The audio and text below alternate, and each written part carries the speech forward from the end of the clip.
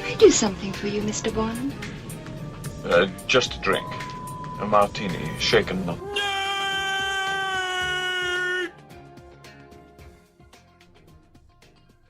Welcome to Shaken Not Nerd, the podcast where we talk about movies, video games, comic books, collectibles, whilst also having a nice fancy little drink. As always, this is our first podcast. I'm Alex Dudi, and joined with me as always my host, Ian Huge Johnson. Howdy doody. Howdy Huge. Welcome to everyone listening to our first podcast. We're here inside the mattress fort that we've made to soundproof our first No podcast. girls allowed. No girls allowed. We got a blanket for a roof. It's quite cozy. It's quite Good little whiskey and coke going. Good little Peter and Cola for licensing. Unless you want to pay us, you can pay us. Yeah, more than welcome. Money.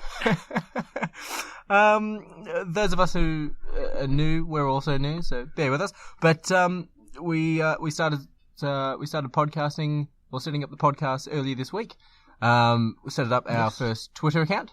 Yes, with our poll. But yes, first post ever for our Shaken Not Nerd podcast was, what is your favourite sci-fi theme tune? We had a lot of songs to go through. Yes, and only 4 options. We only had 4 options. Thanks, Twitter. Nah, we love you. But yeah, only 4 options, so we had to be really, really careful. It took us all of about 3 minutes to name 4 songs that we felt deserved to be on this, but also we forgot some really, really good ones. And we had to kick one out to make way for another one. Yeah. So to go through some of the ones we didn't have but we should have had, Nigel on Facebook suggested the Terminator theme song. Yes, which is the one that we kicked out. Which is the one that we kicked out because we didn't feel it was really sci-fi, but then we realised it was, and now we hate ourselves. Yeah, now we're drinking ourselves into oblivion. We also had Nigel also suggested Flash by Queen. Savior of the universe. That's what I was looking for. But our poll had 4.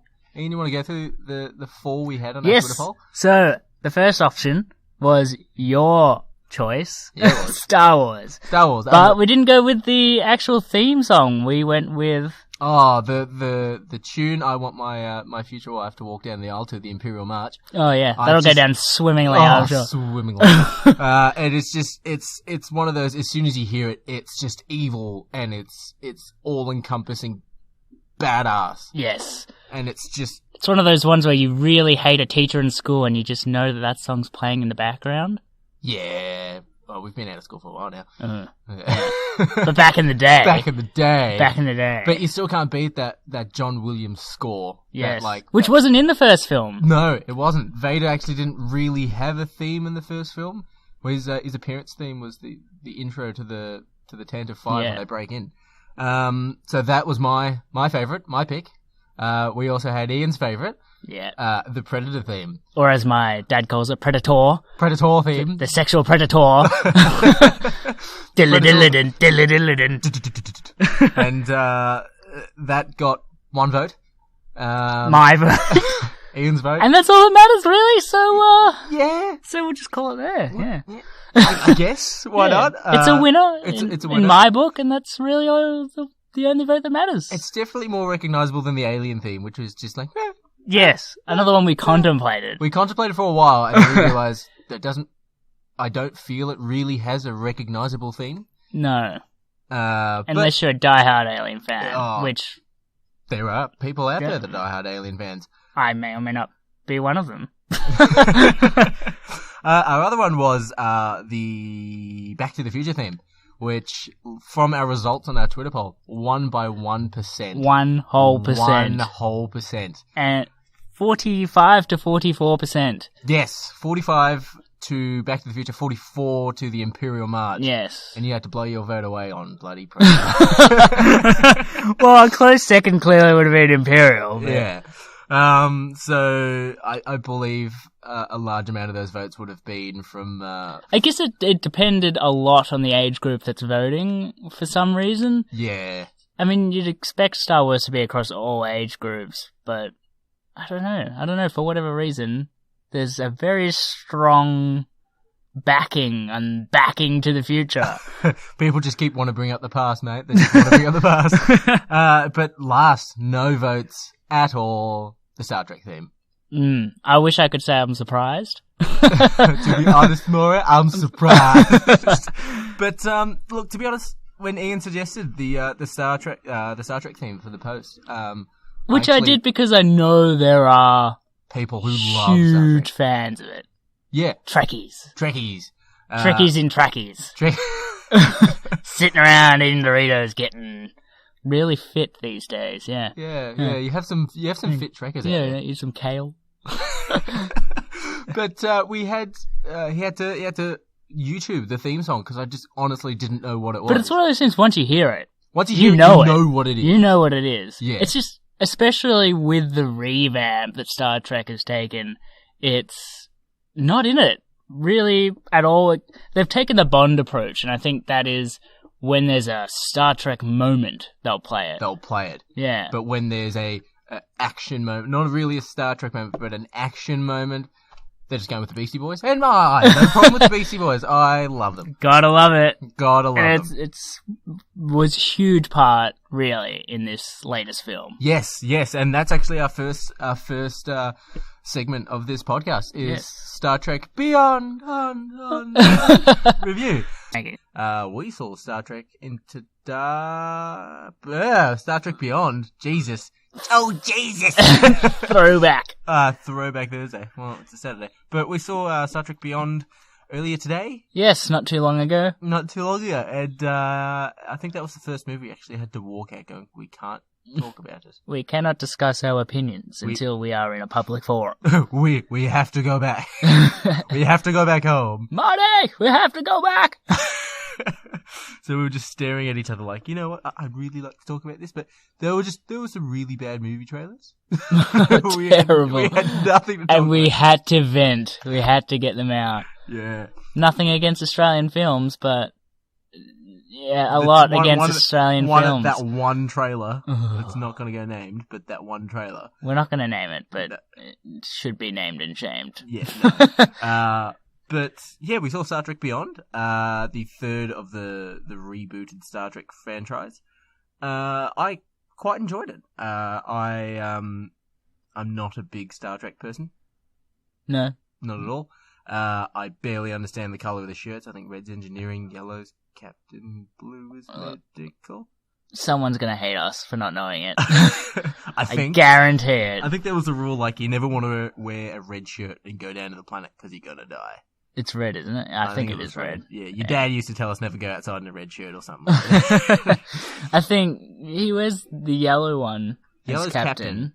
And then blue's medical. Something like that. You can all hate us on a public forum on Twitter later. It'll be fine. We'll allow you. Good, let the hate flow through you. So we'll go through what Ian thought the story was. Or what did he think of the story? Then we'll go into our pros and cons. Then we'll go into spoilers, and we'll let you know it's spoilers. Yeah, Ian, what do you think of the story? The story was not horrible, but not great. It was definitely an action film, which was great. The action was amazing from when the action picked off. It did not end until the end of the film, which was terrific. There was no low moments once it started. Yeah, no. You just had to get to that point. The first issue with the story is that the first half an hour. Yeah, the first half an hour. If you can make it through the first half an hour of this film, you're in for a good ride. You're in for a treat, Keys. But it's not an easy first half an hour. Not a lot happens. They're just on a ship, sulking about their lives. So yeah, give us a brief rundown without going into spoilers of what the story is. The story essentially, it picks off about 3 years into their 5-year voyage, I believe. They're all just roaming through unknown space in the Enterprise.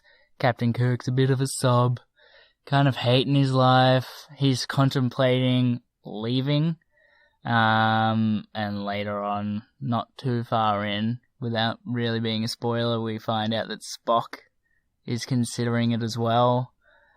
So everyone's kind of just down in the dumps. Bit depressed, little bit blue.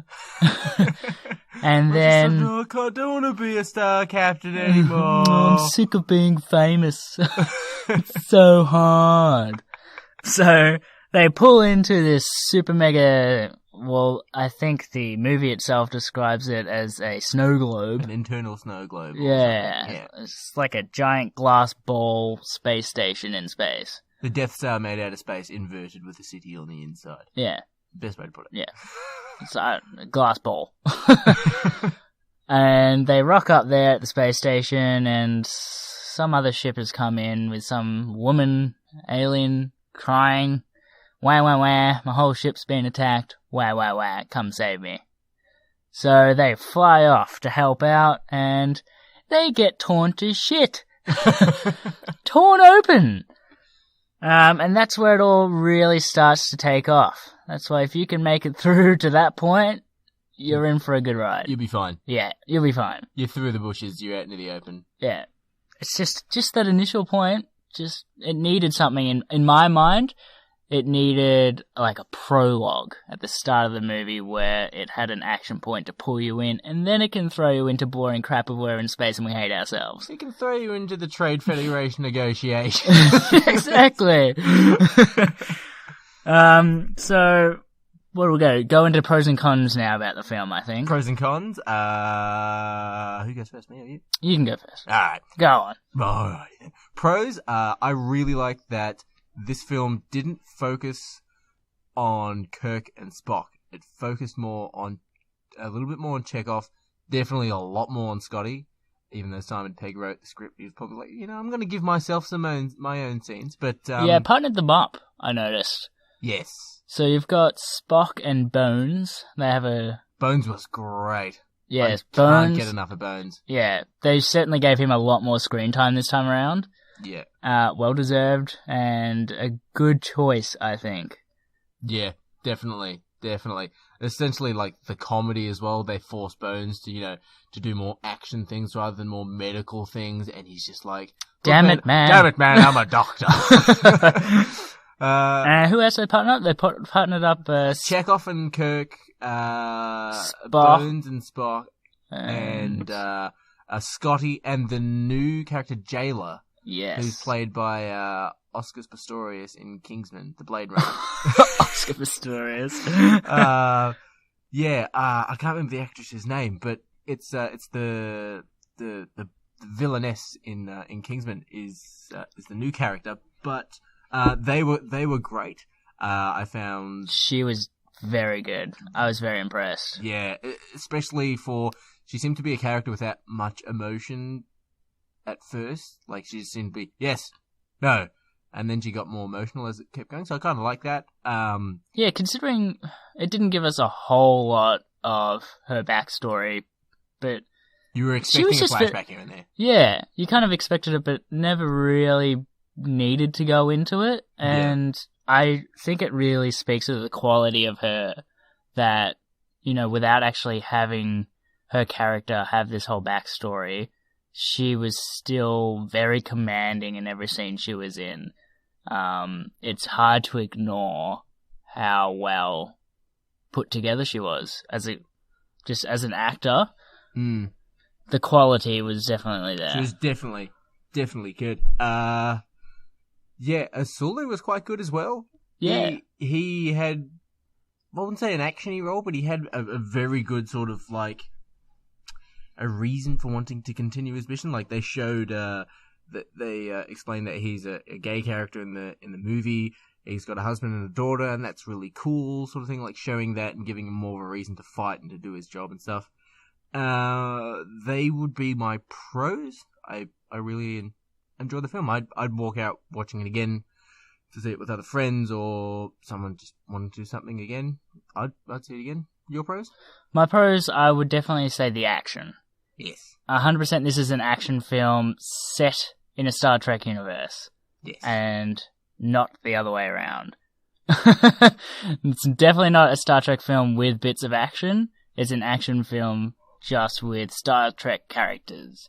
And that kind of leads into my cons, which I'll go into a bit later. Mm-hmm. But pro-wise, the action is terrific. Every piece of action leads into the next piece of action.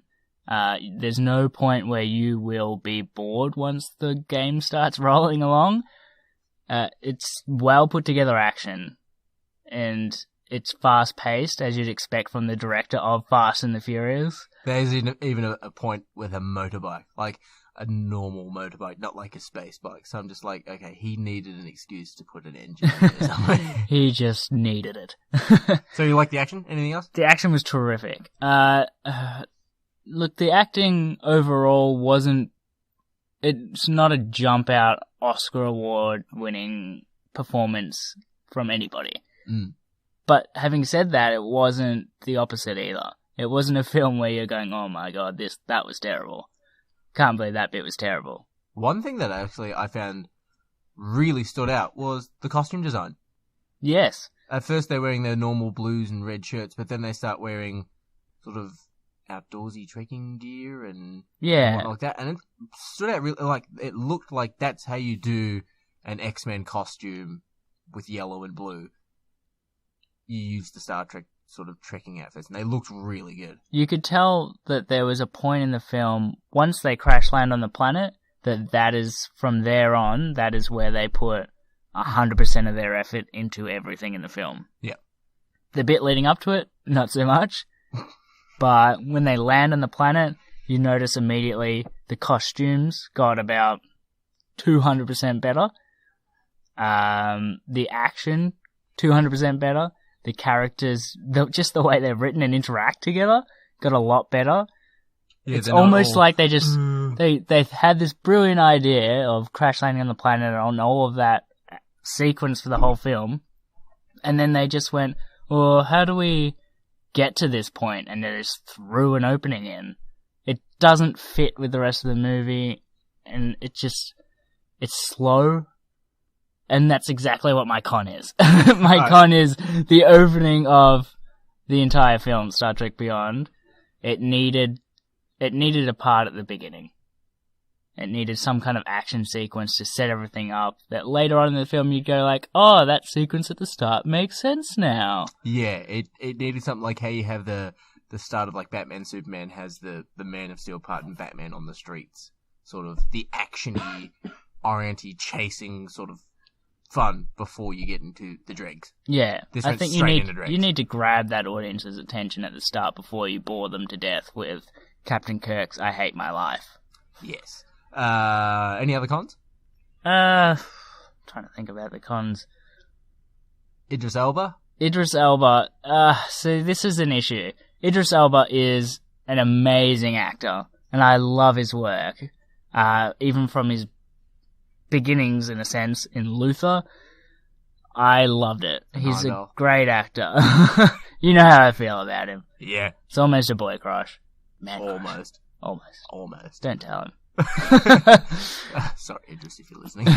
But they made what is kind of becoming the X-Men Apocalypse mistake, and that is slathering an amazing actor in plasticine. Yes. And limiting their range. As an actor, probably 80% of your ability comes from your facial expressions. And you're taking that part of their arsenal completely out of the equation when they are frozen solid in their face with horns, and in this case, how did you describe it again? The way I described it was he looks like Dorian Gray from The Mask, but blue. And has bits of horns on his head. Like, his facial structure is exactly the same. Anyone remembers the movie The Mask? Jim Carrey's like, well, I wouldn't say one of his last good ones. That was like one of his first ones. Yeah, but the bad guy from that film that no one remembers, he looks exactly the same. Blue skin, horns, vagina ears. Huge head. Huge head. Just doesn't His forehead fit. Connects to his nose. Like, it was weird. It was very strange. Yeah, you couldn't get a lot of facial expression out of that, and his mouth couldn't move properly because he had, like, alien teeth. Yeah, just overall, he looked mediocre. Meh. But it wasn't that I hated as much as the fact that you have an amazing actor and you paid money to have this amazing actor, and then you're saying, no, we just won't let you act. Yeah, it's just... You might as well just get someone off the street. You could have just hired him and then just had, the director just go, just work around Idris Elba. Just feed off him. It's Idris Elba. Just feed off him. He's so good. What a waste. But there was no marketing for him as well. Yeah. To draw audiences in, at least not from what I saw. I don't remember seeing too much advertisement saying Idris Elba in Star Trek Beyond. There was a lot of close-ups of Captain Kirk and Spock and streamlined. Yeah. And I mean, they showed him in his prosthetics, but I don't remember seeing that much advertisement saying Idris Elba in Star Trek. No, not especially since you get Suicide Squad, and yes, you got the Joker, Jared Leto, and he's not a member of the Suicide Squad, but his face is posted everywhere. Yeah, it doesn't make any sense. And he could be 5 minutes in the movie. I mean, why not just advertise Idris Elba? You're paying all this money for an actor who is a big ticket actor. You mention his name and people will probably want to come and see it, even out of curiosity. Why not? Why not plaster his name on the posters already? Make him to be like this is someone that you should watch the film because he poses a particular threat. Yeah. And I think that was an issue just in the advertisement for this film in general, that people weren't 100% sure what's going on, what is going to happen in this film, who the villain is and why. Yeah. The trailers, from what I saw, were just crash land. Yeah.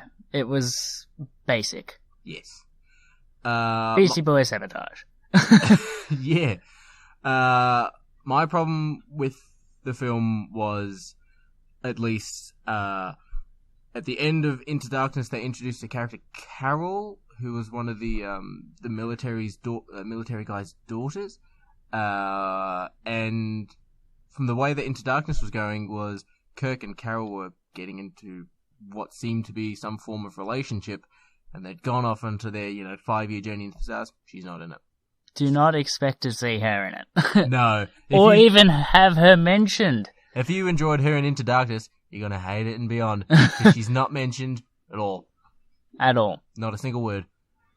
It's strange. It's strange that they would do that. I'm sure there was a reason. Maybe she didn't want to be a part of it, but it feels like... It feels like they could have done something around it. Yeah. But... It seemed like a cop-out to not even work that into Captain Kirk's backstory of why he wants to leave. Yeah, that could have. It would have woven in very easily. She left. She's waiting for him. Yeah. Sort of thing. But yeah, that was generally my con. I can't really think of any other ones that really stuck out without going into spoilers that much. Well, speaking of which... Let's go into spoilers. So, spoiler alert. Spoilers. Spoiler. Spoiler. Oh, we're sorry. So yeah, we'll go into the spoilers. Issues that I found with it was Idris Elba's character, Kral. Is it Kral? Kral for me. The character Kral apparently is a old Starfleet commander who crash landed on a planet, and he's human, but he's somehow morphed into some weird alien creature, and they don't explain it really. Yeah. And he can feed off the life force of other humans to revert him back to a human. He changes his look of his face and everything, gets rid of his prosthetics, but doesn't... the first third of the film... Never really goes into how or why. The first third of the film, he looks like the Mask, and then he looks like Idris Elba and the engineer from Prometheus had a baby. And then at the end of the film, he looks like Idris Elba with a big fake nose and a large forehead. It's strange. So it's not until fairly way towards the end, that you actually find this out. I dare say in the last 20 minutes even. 20 minutes. Yeah. But they give you a really good story, like, instead of audio logs, video logs of Idris Elba sitting and talking, and you find out that, you know, he's crash landed, he's going insane, and there's no one in his crew left alive. Like, that would have been a prologue. Yes. Just do it as like a random prologue sort of thing, and that would have been perfect action sequence. Yeah.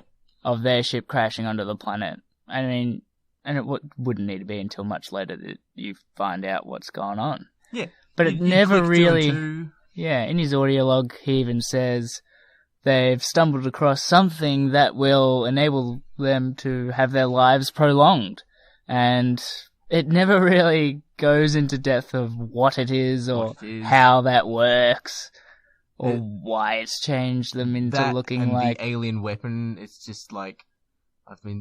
essentially the way the story goes is the Enterprise somehow has the missing piece of a weapon that they were going to give away to a possible friendship planet, but they didn't give it to them, so Idris Elba finds that they have it, they take it, and then what is the weapon? It, like, puts spores into the air to kill people? And... Yeah, it kind of just looks like tiny little microbot things that rip people apart. That's what it looks like. But yeah, it looks like it sort of vaporizes them or eats them from the inside out or something like that. One part of the film I found at least disturbing, and I'm one of those guys that I can't watch The Thing because of the alien killing the Huskies. It's just, no. But they have a scene where Zoe Saldana, Gamora. Gamora, her and Kral are talking, and you know, he wants to find out where the last piece of this, you know, weapon technology is, and he's got two Starfleet guys sort of tied up upside down next to him, and he just grabs them both by the back of the head and starts like sucking the life out of them, and his face starts to morph, and they're just like crying and screaming and in pain, and I'm just going like, you can be a bad guy, but you don't need to be a dick. Like, Jesus, Idris. Like, I'm all for the sort of like, kill them quickly. You don't need to... See, I guess I differ in that opinion to you. I really liked that they put that in there because it gave me a reason to dislike him. I mean, you automatically dislike this character. Just from the outset, just... Because he's blue. He's animalistic. He's not human anymore in that form. Okay. Even the way he's hunched and walks, which is obviously telling you how good Idris Elba is, that he changes the entire way he walks. Yes. Well, you can't move his face, so you got to use you got to make it up somewhere. So, for me, I really liked that part. I felt like it worked in that it just made you hate him, and it worked perfectly to do that. Yeah, alright. I can see how I guess it's a little bit over the top at the same time. Yeah. Well, I also found there was a scene where Kirk hides the sort of the missing part of the weapon in one of her crew members, and she's got the back of her head's the best way to describe it is like a face hugger sort of thing. It sort of opens up at the back of her head. 100% looks like a face hugger. We thought it was a face hugger. And the sort of the missing part of the weapon's in the back of her head. So, Sulu's getting semi-tortured. He's getting his life sort of sucked out of the back of his head sort of thing. And she's like, no, don't kill him. The weapon's in the back of my head. And she gives him the weapon. And then he sort of takes him for a walk, and they're walking around, and it's this facehugger-looking woman and Gamora, Aurora.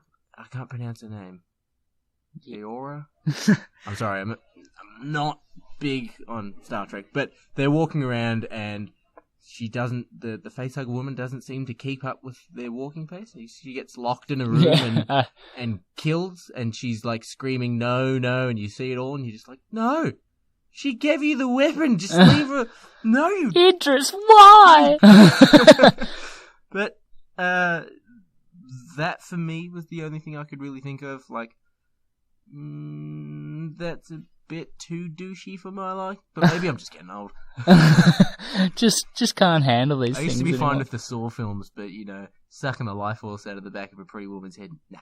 As long as they're ugly, it's fine. It's just like Jurassic World when that chick gets picked up by the pterodactyls and dunked and dunked and dunked in the water and she's screaming underwater. I was like, no! Yeah, that was... Can't watch this. And then she gets eaten and I'm like, nah.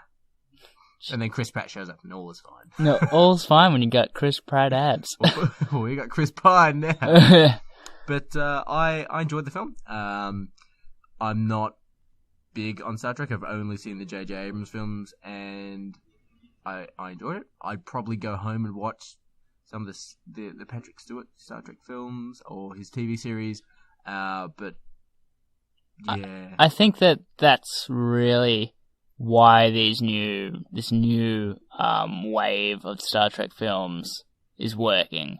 It's definitely injected a lot more action in. And it's got to be deliberate to get people, obviously, just mainstream audiences involved in the Star Trek universe again. And it 100%, it'll get people re-watching some of the older shows and movies. Definitely. And I think this was the 50th year of anniversary of Star Trek. It could be. Me? Don't hold us to it.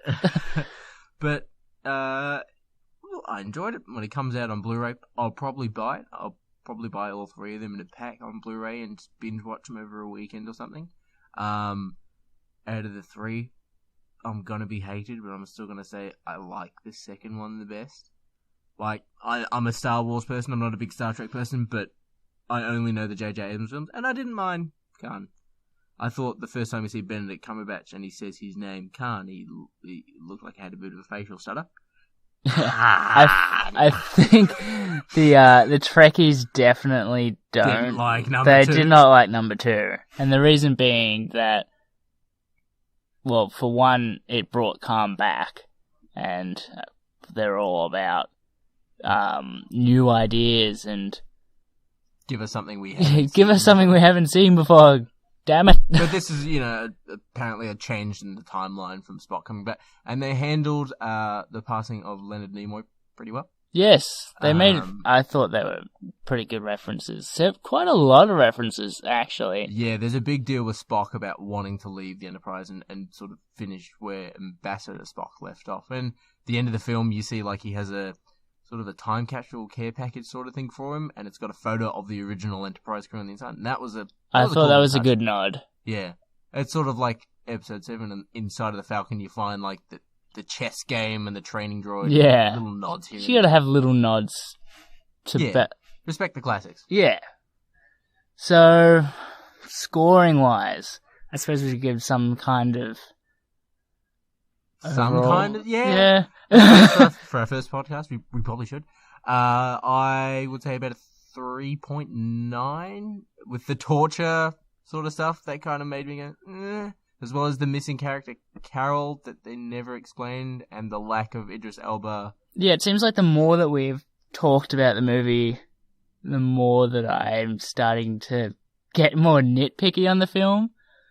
From an initial point of view, it was fun. It's a great movie. Yeah. But it's a popcorn movie. Great action. Terrific action. Very mediocre story.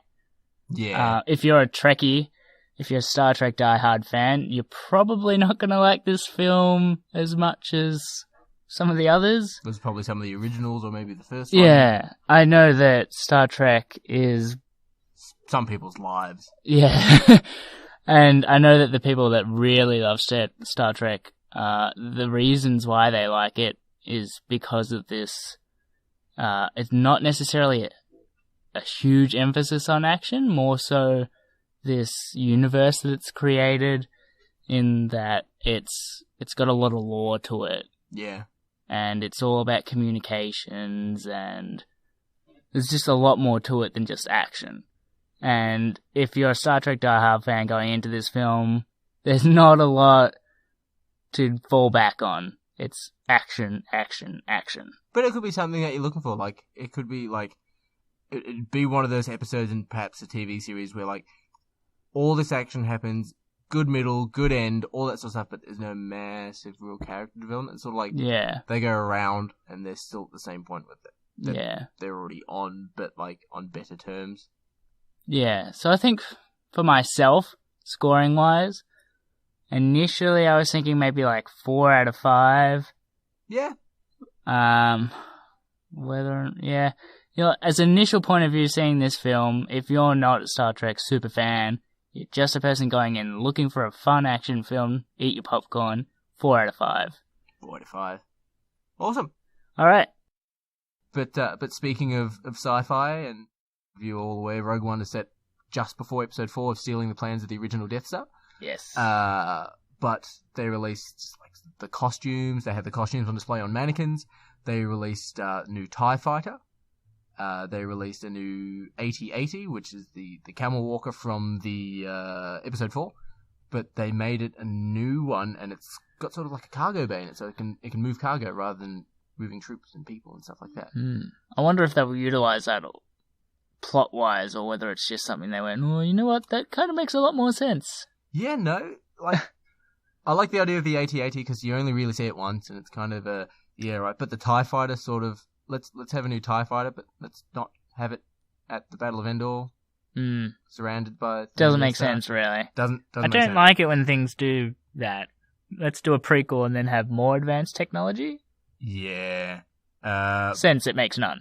But they showed the new costume for the bad guy in this film, and it's an all-white Imperial sort of administrator robe, or the Imperial garbs, but they're white with a cape.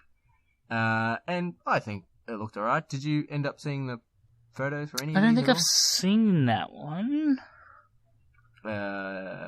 Essentially, they've got the new... You'd have to yog my memory. Yog your memory. They've got the TIE Striker, which is sort of okay. It's sort of like the a wings on the side. Interceptor, but Wings not are flat. Yeah. Sort of like an X-wing, sort of. Kind of like a seagull. Yeah, I'll give you a seagull, alright. I'll grab a photo of the new AT-ST, or AT-ACT, the ADACT. It's not an AT. Not awfully different. It's generally the same. The head's a little different. It's got an orange on the body. Nothing that, if you're not a huge Star Wars nerd, you're not going to really notice the difference. You'll probably still think it's an AT-AT or AT-AT. Yeah, precisely. It's essentially the same. And then there's the white robes as well, which essentially... Yes, which for the panel interview, I think he actually came out in the robes. I wasn't aware of that. Yeah. One thing He's definitely getting into character, which is great. I'm all for it. Apparently Jared Leto for Suicide Squad, he never broke character even when they weren't filming. So that's kind of creepy. There's one thing I did notice though, and I have a photo of it. It's the Star Destroyer they had in the trailer for Rogue One. It's actually a different looking Star Destroyer now. It looks exactly the same. Let's see if I can zoom in. But it's actually got like an X under the bridge. I don't know if you can see it. Sort of like an X there. Oh, yeah. Is that... None of the Star Destroyers had that in the original Star Wars film. Strange that so they would change that. That could be the guy in the whites. Like, personal Star Destroyer. Maybe. That would make a lot more sense. My one... Speculations. This is where I go into my nerd... Your realm. My realm. I've been reading the Star Wars, the new canon Disney books. And my big question is, one of my favourite Star Wars characters is only in episode 4 and he dies. He's only got about a screen time of about 5 to 10 minutes. But I loved Grand Moff Tarkin. Yeah. And that's about how I feel about him. Just a yeah. So Grand Moff Tarkin, essentially in these new books, he protects the construction of the Death Star, and then he's got his own personal ship. He loses his own personal ship, and the Emperor goes, you know what, you've done a great job. Here's the Death Star. It's yours. Sort of, it's not a bad little pay packet right there. Oh, yeah. The end of the book. And here's your new car! The end of the book, it's like they're constructing the Death Star, and one of the guys goes, do you want to fly? He's like, yeah.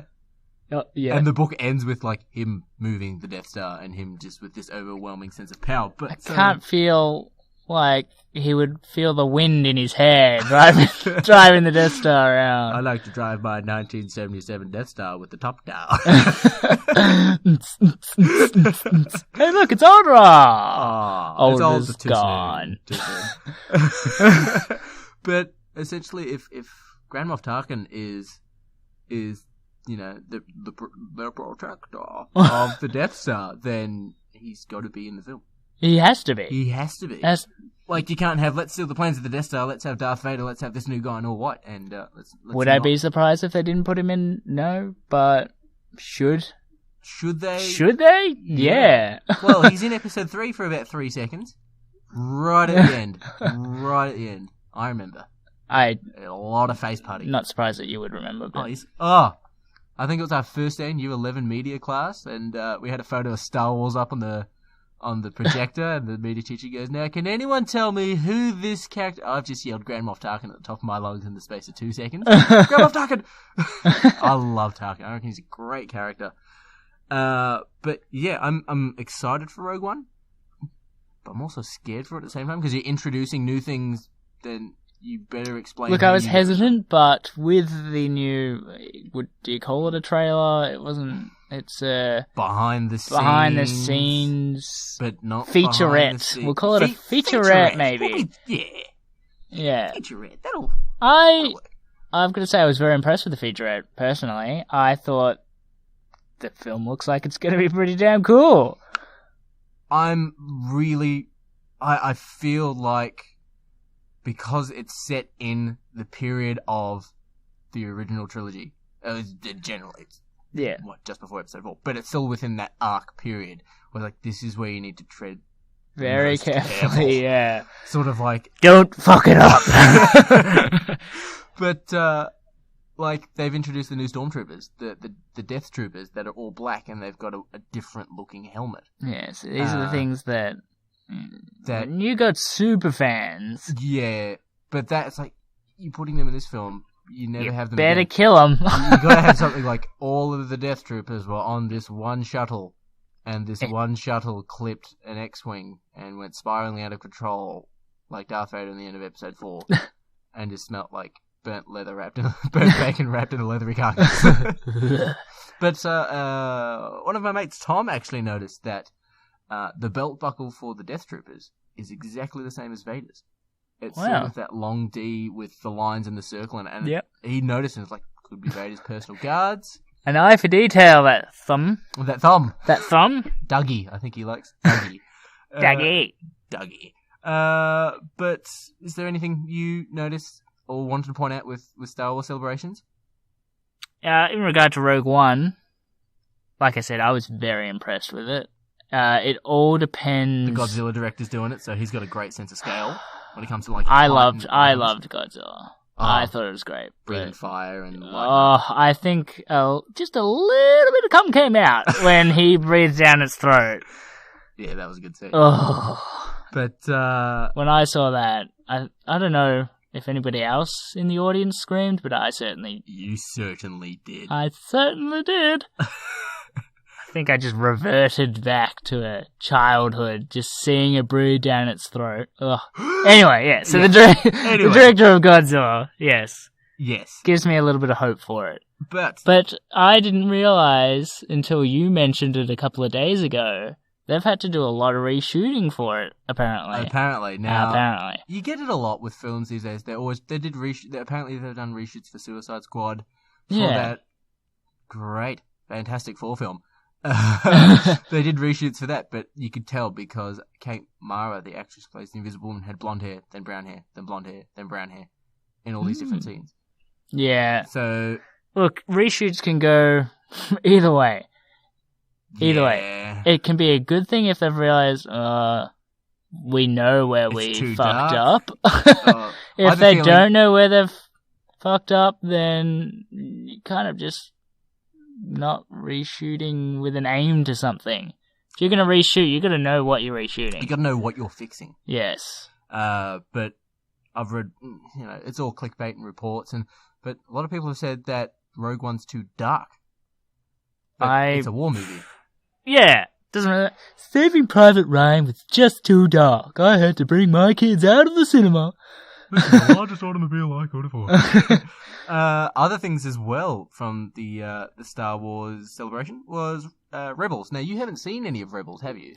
No, but I am a fan of David Bowie's song, Rebel Rebel. Oh, well then, if that counts for anything. Yeah, well, you just get along right onto it. It's essentially, Rebels, it's like It follows after episode 3. The Empire is well into its. Is it linked to Clone Wars? It's sort of linked to Clone Wars, sort of not. It's essentially Clone Wars. For people that don't know, when Disney bought took out, over. when they Disney took bought, over, Lucasfilm. They went on to Rebels, and Rebels is essentially, for those of you who haven't watched it, half an hour cartoon CG animated show. And the animation's good. I saw you watching it, and that animation's crisp. There are some things here and there I don't like they redesigned the Star Destroyer so it looks a little too cartoony. But anyway, it's a good show. And they introduced, I think the bad guy for season 1 was the Sith Inquisitor, the Grand Inquisitor, who was voiced by Lucius Malfoy from the Harry Potter series. Not a bad choice. I found him to be pretty great in Harry Potter. He was a really good villain. Not much of a pothead myself, but... Potterhead. But the villain for season 2 essentially is Vader. Vader and some more Inquisitors, and it's essentially Vader like, I'm going to stop these rebels. Now, I haven't finished season 2. I know the ending of season 2. See, I have an issue with relying on Vader too much. Yeah. And that's a problem that... It can be an issue. If you rely on one villain to really carry things... I mean, everyone already knows what happens to Vader, and that's the problem that I see. Okay. People are going to know when they're watching it, well, obviously Darth Vader's not going to die here, is he? Yeah, but the way they've described him in the comics, in the new comics, as well as the new canon books, is he's been very fast, and he's been like doing twirls in the air, and he's been unstoppable. And when you see him in the films, he's not. he's Terminator. He's slow moving, slow marching. Which never seen him sprint. But because of the film, the way the films were originally is very different to what it ended up being. Yes, as well as they reintroduced. I don't know how you're going to feel about this, but for those who haven't seen Rebel season 2, well, I'm sure you've seen season 3 trailer. But they had Darth Maul in Rebel season 2, and he's back and he's training. He's sort of co-training the new kid. So even Disney's brought him back because they brought him back in the Clone Wars cartoon. They didn't explain how he survived, but they brought him back. Doesn't need an explanation. You need to find your brother. He's on a drunk world, and he's got. Have they mentioned that he has a brother in the Disney one? Yes, he was in the Clone Wars. His name was Savage Opress. The not most. So they're really keeping it very much the same as before the Disney takeover. Then. Yeah, but I believe Savage died. And Darth Maul fought the Emperor, and he lost, and he ran, and he hid. But they also did a little holocron in season 2, and it was the 3-pronged lightsaber that Kylo Ren has, but a more dignified version of it. It's not more classy. It's classy. It's a classy sword. It's a classy third lightsaber. But it's not so rigidy, and so it was kind of cool. But the bad guy, and they've made him canon, and The nerd in me. The nerdgasms. Yeah, the nerdgasms. They unveiled the bad guy for season 3 is Grand Admiral Thrawn. He is just a brilliant tactician. He's going to be the main bad guy for season 3. And his philosophy on defeating an enemy is knowing their culture. Okay. So if you're human, so if he had to find out a way to defeat you for whatever it is you're doing, he'll study your culture, your religion, and your art, and find your weaknesses through there. He's quite cool. Well, I could be wrong. When they unveiled... It'd be interesting to see if how they take that approach in an actual cartoon show where you've got, 20-minute episodes? Yes. 20 minutes to work with. I don't think anyone really wants to see him sit down and read about people's religion. Today on Star Wars, Thrawn reads a book. But I research. He was part of the Lucasfilm canon before Disney took it, and all the fans have said, just bring back Thrawn. He took over for the Empire after the Emperor died in the original series. And he was just an ultimate badass. I wonder if they'll bring him into the film universe then. Well, I've read the Aftermath book, and that's set directly after Episode 6. To the point where there's that little scene in the Great Blu-ray Extended Let's Add More Scenes to It edition, where they pull down the statue of the Emperor on Coruscant. Yes. The book starts at that point. and there are people in the streets pulling down the statue, and the Empire just goes, "No, we're not going to have any. There's no lockdown all their planets." But he's not mentioned at all. There's no mention of him. There's mention of Vader and none of Thrawn. Very strange. But they are making a Thrawn book, an actual novel. Okay. So I will be reading that, and I'll give you my thoughts once I finish that. But I'm really excited for Star Wars. Yeah. I love Star Wars. What's not to like? I enjoyed Episode 7. I thought it was good. I shed 2 tears. 2 tears in that film. 2 tears? 2 tears. Oh. One, when Han got stabbed and died. I cried. Spoilers, guys. Yeah. If you haven't seen it yet, if you haven't seen it yet, then there's something wrong with you. I remember seeing something online was like, Chewbacca's going to die in this film. And there's that one scene where he gets shot and he falls to the ground and he screams in pain. And I was like, don't kill the family dog. Don't you dare. I was like, don't kill the family dog. But like, I immediately went from like Han getting stabbed to Chewie shooting Kylo Ren, and I've clapped and cheered in the audience. I was in gold class with the 8 other people in there, and I've clapped and gone, "Get him, Chewie!" But yeah, that was Star Wars Celebration. At least that's what I was the most excited for and took away from Star Wars Celebration. Pretty good. It was probably more like there was the Leia panel. I've forgotten her name. Carrie Fisher. Carrie Fisher had a massive interview, but that's what I took away as the big deal for me. But there was also something, and it happened just as we came back from Hong Kong. I was so happy that we were here for it, because either way I still would have read about it in Hong Kong. But Comic-Con. San Diego Comic-Con. I love it. Comic-Con. I go to the Melbourne Comic-Con every year I can. So normally every year. But because so much happens at the Melbourne one. Oh man, I just go in with like $700 and just go in and walk out dirt poor. Walk out with pot noodles. Just open your wallet and a moth flies out. But what are we? Trailers. That's all we got. Now, what would you say was your favorite trailer from Comic-Con? Trailer-wise. Hard to say. There was Luke Cage. To be honest, I haven't seen the Luke Cage one, but I've heard like 3 podcasts talk about the Luke Cage one. I should really get onto it. Like, I know Luke Cage from the Jessica Jones series. I don't know much of him as a comic character. Yeah, I know. Some would say nothing. He's Spartan Locke in Halo 5. Not much to like. Not much. There's Iron Fist. You don't know much on Iron Fist, but to be honest, I know a little more than you do in relation to Iron Fist. He's your kind of guy. He's a kung fu guy who can punch. Ki-yai! He's a kung fu guy. I believe he's got like a super punch. Like, look, guys, I'm sorry, I don't know much on Iron Fist. I'm very un-Marvel.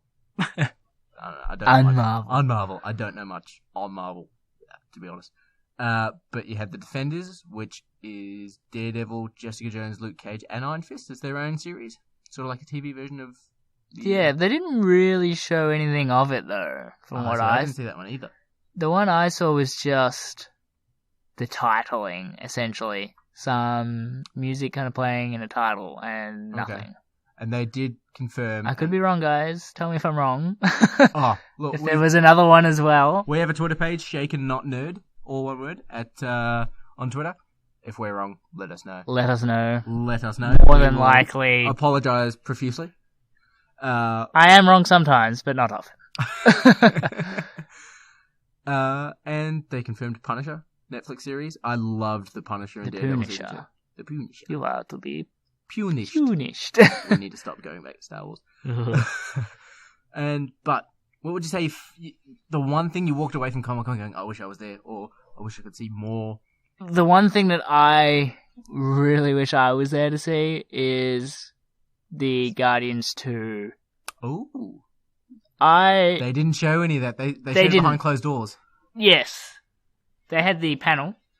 They had the panel. They revealed Kurt Russell is Star-Lord's dad. I don't think they actually said. I think maybe that's come out afterwards. But actually, what I saw at the panel, they were reluctant to say who he was playing, and he couldn't say who he was playing. He couldn't say anything. All he said was, "Oh, I loved working with you guys." That and Sylvester Stallone's in it as well. Really? I don't know if he'll play a major role. I think it'll be like a Nathan Fillion. I'm going towards voice acting.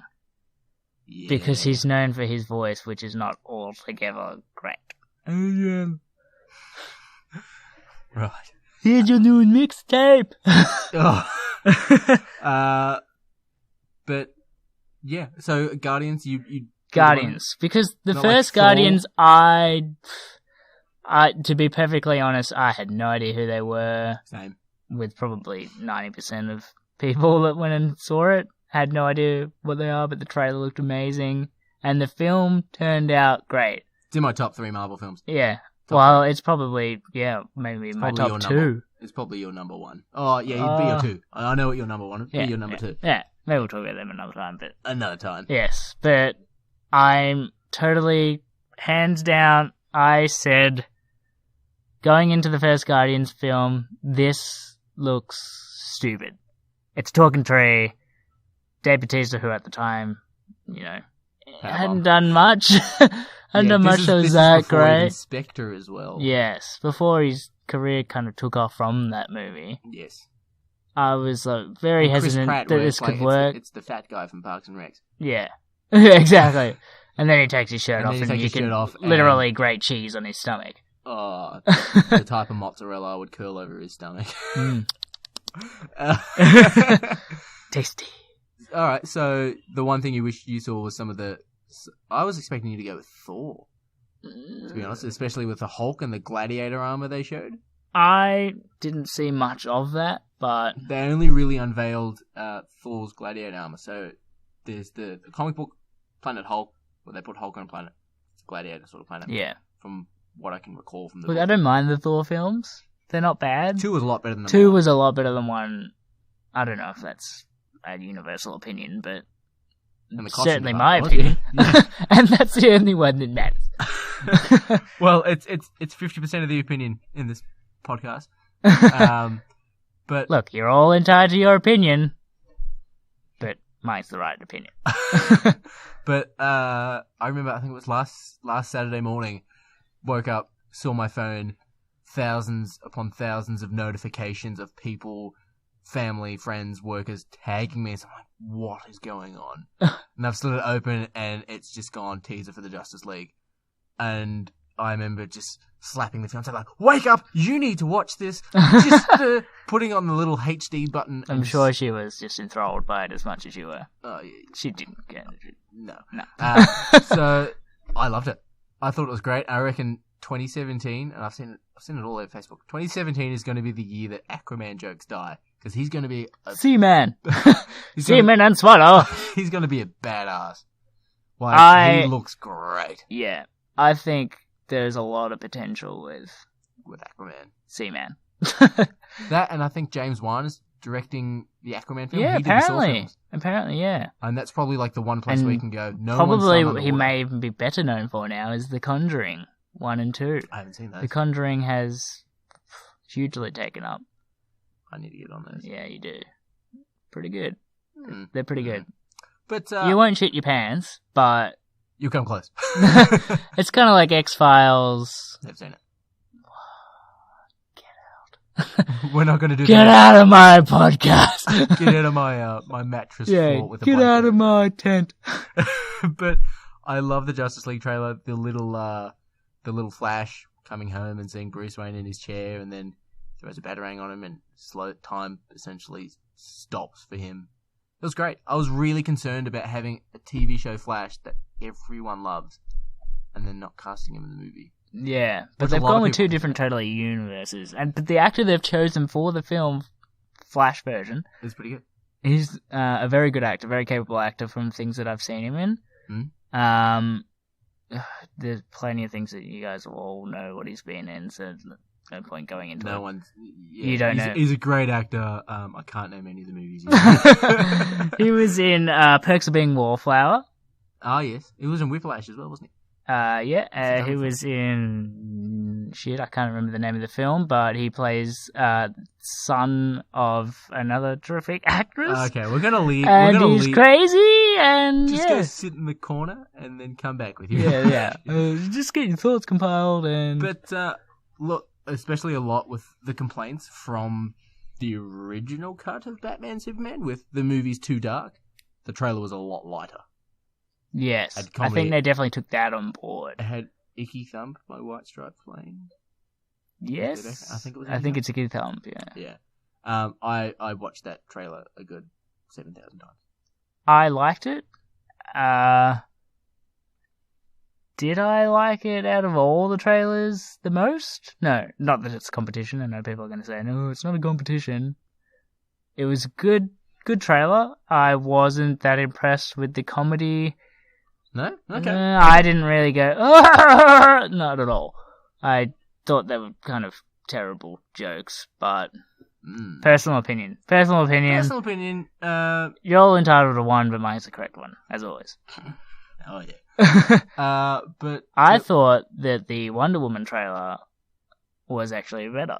The Wonder Woman I could be, one and not so many. There was one thing I saw. It was a meme on Facebook yesterday that it was Wonder Woman going, "Are you a man?" Then Wonder Woman going, "What's a secretary?" And someone just captioned, like, it wasn't in the actual trailer, but Wonder Woman grabbing for the sword in her dress, saying, "Is this a sword?" And he goes, "Wonder Woman." Asking all the questions. Are you a man? What's a secretary? Is this a sword? Wonder Woman. And Chris Pine's in that as well. Chris Pine is in that. I'm happy he's in the DC universe as films. Because you were hoping he'd be something else in the DC universe. I was praying he would be Hal Jordan. But, look, they might find someone else. Yeah, look, he wouldn't be a bad Hal Jordan, that's for sure, but... He's a bit old now. Yeah. He's getting... You know what? He would have been perfect if they had to decide to do all of this back in 2010. Yeah. There was an actor in Batman Superman, and his role wasn't in the films, and he was the test fighter pilot, and he put photos on Instagram with him with, like, green light behind him. So everyone was like, And I watched the movie at the theaters going, show him. They're going to have his... Because you're a huge Green Lantern fan. I love Hal Jordan, and it's going to be, like, the worst thing for a Green Lantern fan to say, but I fell in love with Green Lantern from the Ryan Reynolds film. But essentially went from, this character's kind of cool, I like him compared to, your other main ones, and then went to my local comic book shop and said, look, I loved Hal Jordan as a character, where do I start? And I've now got him tattooed on me. So, yeah. Look, nobody can blame Ryan Reynolds for that atrocity, but... He was a good acting choice. I find the acting choices for this film was great, especially Mark Strong. But Mark Strong is Sinestro. Is Mark Strong. But yeah, Wonder Woman trailer was pretty cool. It's set in World War One. Mm-hmm. And in Batman Superman, there's the whole gang of them lined up, and they play the theme song with the whirling guitar that sounds epic. Oh, everyone loves it. One of the guys is Zack Snyder. Really? One of the guys is Zack Snyder I think he's in a trench coat and a mustache and a hat. Interesting. So I thought that was kind of cool. Yeah. Why not? Plenty of other directors throw themselves into films. Yeah, Peter Jackson, he's in pretty much all of his own films. Is he? Yeah. Oh. He was in the... Wildlands. He was in Lord of the Rings as one, like a drunk in Outside the Prancing Pony in both the Lord of the Rings and the Hobbit. Yes. He was the same character in both films. So I thought that was cool. But another thing now, it wasn't at Comic-Con, it was this week. But I want to throw it in the mix. They unveiled or released the photos of the Superman costume for the Supergirl TV series, and it's based on the New 52 costume. Now, you don't really know what it means by New 52, do you? Not particularly. it's the Superman without the underwear on the outside of his costume. Oh, okay. The one I've got before. Yeah. That one. Look, I don't watch Supergirl, many of these shows really, because you watched the first 2 seasons of Arrow, you loved it. I told you about season 3, and you went, I'll pass, and that's where you pretty much stopped. Yeah, the show started getting extremely corny for me, and there's only so much corn I can eat. It's not it's not good for the diet. Too much corn. But yeah, Supergirl, it's not really my kind of thing. Yeah. I just don't give a fuck. The way I do it is I watch the shows as they come out on DVD. I don't have Foxtel, as well as I'm one of those guys that just hates downloading. I'll have someone download for me and I'll watch it off them, but it'll only be shows that I'm not going to buy. So. Yes, if the police officers listening, I would never download. I'd never. So I've just bought Supergirl on Blu-ray, so I plan on watching that after I've watched Game of Thrones season 4 or 5 or whatever it is, as well as Hannibal season 3. Love it. Love Hannibal. Side note. I think the costume looks quite good. The costume I like. Do I like the look of Superman actor-wise? No. I think the one thing they'd need to tweak or change is the belt. The belt literally just looks like a red line going straight across from one side to the other. He looks very thin. I don't know if it's just the photo, and he's not as thin as the Smallville guy, and I could not watch Smallville. I got about 4 seasons into it, and now I can't do it. I mean, it's going to be very hard for any actor coming in as Superman. You're going to get compared. That, and to be a TV series guy where, look, you might even only be in season 2, then skip season 3, then you're in season 4 for 2 episodes. There's no point of beefing up for a season, and then, hey, you're going to be in season 4. I mean, they should still be taking it seriously enough, because, like, as an actor, you might want to get some more gigs in the future. Yes. But I like the costume. I reckon it could translate well if you somehow found a way to incorporate it into Henry Cavill's Superman costume. Yeah. He did get a big gnarly hole in the middle of it, so you might need a new costume. So you could take some aspects, like the cape on it looks cool, how it sort of comes down to each corner of the S. That's kind of cool. I kind of like that. But in relation to, does he need a bit more of the beefy upper body? Yes and no. Yeah. It all depends on the camera angles they use as well. Yeah, like, it could have just been that picture. I'm not going to go by that one. Yeah. See, the photo I saw where they and then a new photo gets released, and suddenly everyone realizes that he's Hulk Hogan. The first photo they showed was like him, a promo shot with him and Supergirl, and I just went, he looks weird. But then I saw photos of him on set. It looks a lot better. Especially like, because he doesn't look, I don't know, just looks like he didn't have a chin. Yeah. It just looks straight down. But, like, you see him on the set and you're like, okay, that looks a lot better. So that's also how they promote it. But it's going to kind of be one of those wait and see kind of things. Yeah, precisely. But one thing I saw, and I was actually kind of annoyed at. Now, this was actually at Comic-Con, so I'm a big nerd in relation to the collectibles of 1/6 scale figures. I've got a lot of them. But one of them, they were just a few. Just a few. And I'm sure you'll put up pictures eventually of your man cave. Well, I went to Hong Kong for the reason of Hot they're toys. made in Hong Kong. Specifically went to Hong Kong for the Hot Toys. I went. And what did you buy? I got the 1/6 scale Han and Chewbacca, and oh my god! when I came home from Hong Kong, my fiance went to sleep, and I stayed up and I watched episode 4 while I unboxed them. And you combed your Chewbacca. Yeah, because he comes with a little comb. So he can actually, like... His hair's all pushed down. You need a little hairbrush. He does. He comes with a little hairbrush. His hair's all pushed down, so you need to, like, pull his hair out and make him look like Chewbacca. Fluff. So I watched episode 4. If we learnt anything from the porn industry, you're now a fluffer. Thanks. Yeah. We're just gonna fluff my Chewbacca around a bit. What do you know? Can't talk. Fluffing. Can't come to bed, honey. I'm fluffing my Chewbacca. That should be a regular line on our podcast, fluffing our Chewbacca. But Hot Toys had a store at Comic-Con. They do every year. They generally show some new Star Wars figures, some new Marvel figures. Depends on what movie's coming out. They'll generally tease it. Yeah. But one of them it comes out next week. Suicide Squad.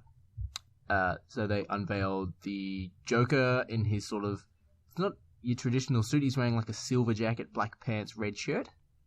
Yeah. And we've seen that from the trailers. They showed Joker in an Arkham outfit, so he's in a stretch jacket. He's in black pants that have Arkham sort of painted down the side of it. They showed Harley Quinn as well as Deadshot, the 1/6 scales. But the one thing that I saw, and a lot of toys to make in. Yeah, well, the annoying thing is they are released after the film. So, Civil War came out in May. So don't get your hopes up, kiddies. Yeah. See, like, the Civil War movie came out in May. The Iron Man figure for Civil War comes out next June. That's kind of weird. Yeah. But Bit of a wait. Yeah. But the one thing they released, and I found it really annoying, was the film isn't out yet, but they had a Joker Batman costume. Now, I don't know if you've seen it. I'll bring it up my phone. But it's essentially the Bat costume from Batman Superman. And it is the Joker in the costume, because you can see the tattoos and the white and the teeth. But it's purple and green. The grills. The grills. It's purple and green. Interesting. So he's actually got Joker written on his chest. Just looking at it now, it's... He's got a red gun, and it's kind of... I think it's a bit spoilery. But that's me. Maybe it is. It could be hallucination, could be a flashback. If it's not in the film in some way, that would be very strange. Yes. You don't really... Because they wouldn't really... These collectibles aren't made for generally shits and gigs unless it's an Iron Man figure. Because they make red and black Iron Man figures that are never in the Iron Man figures. Yeah, it's not hard to colour things, but this is more than... Now, you've heard of the rumour, or not the rumour, the speculation that the Joker is Jason Todd? I have heard this speculation.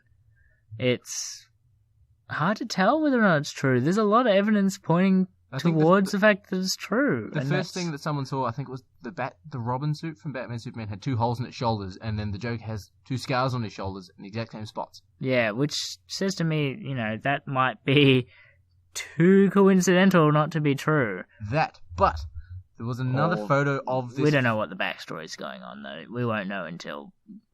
He could have been holding, like, one of those Maybe Star Trek bat cliffs, and the swords were pointing, like, either way, and they just sort of fell into each other, and they stabbed each other both. Yeah, we don't know what's happened yet. Maybe he sacrificed himself. Oh! We don't know. Who knows what's happened? And as he's falling out the window, he actually writes on the suit, "Ha ha, joke's on you, ha ha," while, like, they're falling out the window. I don't know. Who knows? Wait and see. Maybe we'll know more after next week, but I suspect that Suicide Squad's probably not going to... They're not going to go much, I don't think. I don't think they're going to go that much into the actual story of Joker and Batman. The one thing I did see that questioned that train of thought in relation to that is someone took another photo of the same suit, but just on a bit of a different angle, like someone's walked past and take a photo of it. Yep. And he's got the bat belt, and from the front on, it looks like a red X, right? Okay. Like on the actual belt. But someone's taking a photo of it on an angle. And now there's no, from what I could see, there's no glass panel in the way, but it actually looks like a red R in the middle of the bat belt. So rather than it looking like an X, I'll show you photos and we can talk about it next week if they ever talk about it in Suicide Squad. Yeah. But it looked like a red R. So I was like, yeah. You're more now that you shouldn't have released those photos. You should have waited for the next. Well, it's certainly getting us talking, so hey, it might be working for him. Might be working for us. But yeah, next week, Suicide Squad. I think I'm happy but skeptical at the same time. They did unveil, and I wouldn't really say it's a spoiler, but they said that The Flash is somehow in Suicide Squad. See, this is what worries me with these DC movies. It feels like they're throwing too many characters in. They've got too much happening at once. That Captain Boomerang's a Flash villain. So yeah. He could have been like, his backstory, he's arrested by Flash. Yeah, so that's more than likely what's going to happen, is that just flashbacks. Yeah. Which is probably going to happen for each one of the members of the Suicide Squad, because you need a backstory. But then after that, we have nothing until Wonder Woman. Wonder Woman! Which comes out... March, I want to say. Possible. I should know this.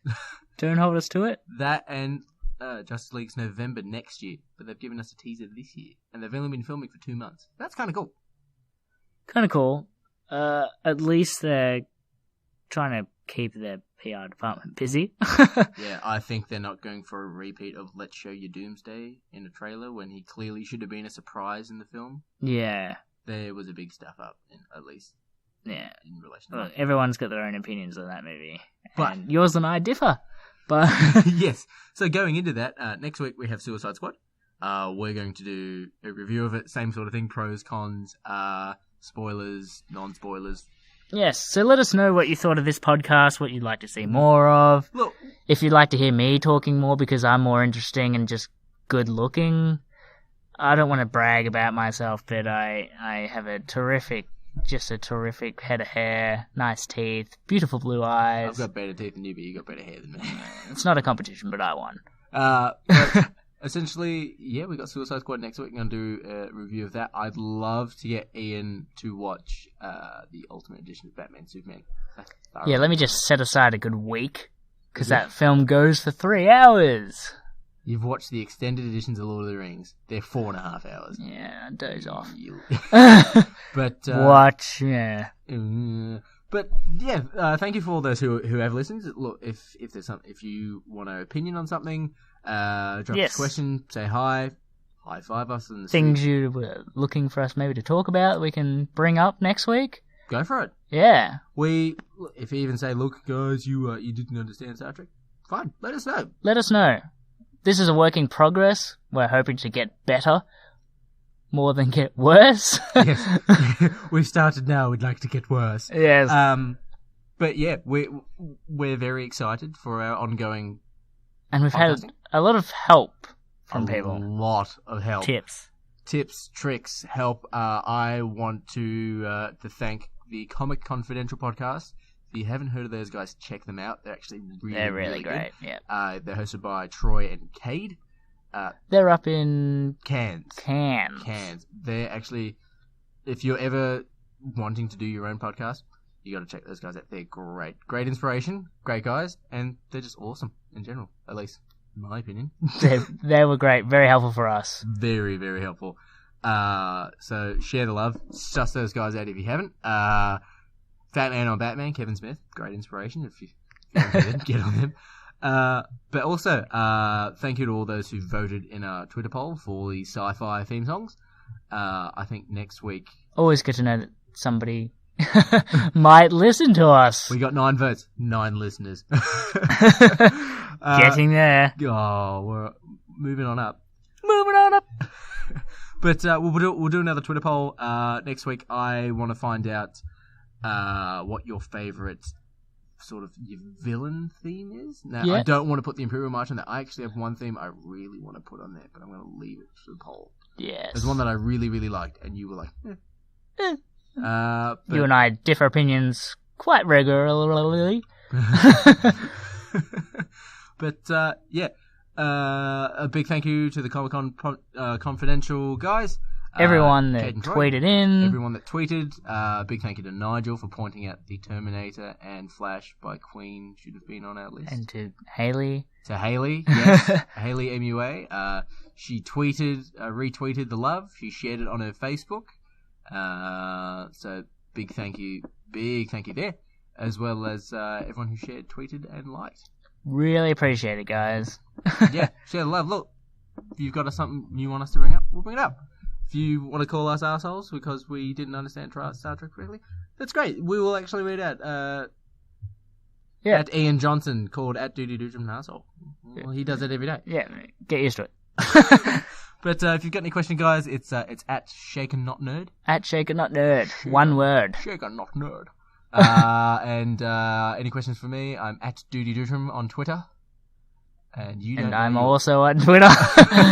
I believe it's iJohnson92. Don't hold me to it. We'll put the link in the description. We'll put the link in the description somewhere. But thank you guys for listening. Remember. Thanks for listening to us. Shaken Not Nerd. Yeah, and I'm Ian Johnson. And I'm Alex Dudi Dutram. So we'll hopefully see you next week. Thanks, guys. See ya. Bye.